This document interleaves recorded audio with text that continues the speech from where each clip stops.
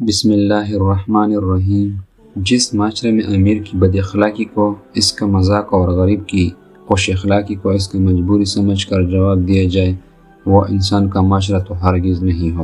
جنازہ رہبری کرتا ہے پیچھے چلنے والوں کی نہیں، انہیں وہ راستہ دکھاتا ہے جو وہ بھول بیٹھتے ہیں۔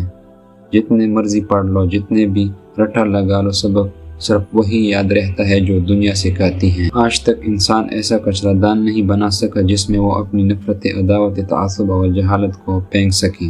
کائنات کی بڑی مضمین میں نہ پڑھو بلکہ چھوٹی چھوٹی باتوں پر توجہ دو، اس کو راضی رکھو جو ہم سفر ہے، چاہے وہ ہم خیال نہ بھی ہوں۔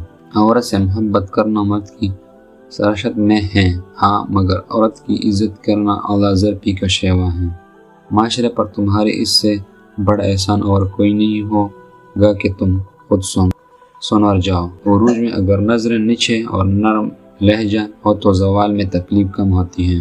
پہلے جب دو لوگ جھگڑتے تھے تو تیسرا جھگڑتا، جبکہ اب دو لوگ جھگڑتے ہیں تو تیسرا ویڈیو بناتا ہے۔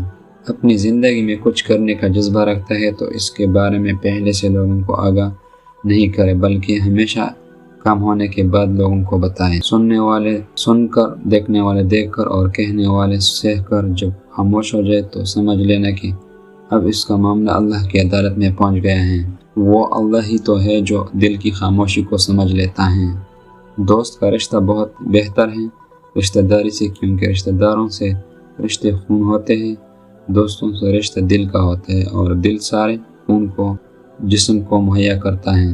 زیتون کا تیل چہرے پر لگائے، داغ دھبے مٹائے، ایک منی کی قطرہ، آدھا چوتھائی چمچہ شہد اور آدھا چمچہ زیتون کا تیل ہم وزن لے کر اچھی طرح ملائے۔ اس میں تھوڑا سا دودھ بھی شامل کر لیں، اس کو مکسچر کر لیں، داغوں پر لگائیں۔ میری غفلت کی بھی حد نہیں، تیری رحمت کی بھی حد نہیں، میرے خطا کا شمار ہے نہ تیری عطا کا شمار ہے۔ شاخ راہ تو پھول بھی پیتے بھی آئیں گے یہ دن، اگر برے ہیں تو اچھے کے بھی آئیں گے، اگر ثابت قدم ہو تو راستہ نکلتے ہیں۔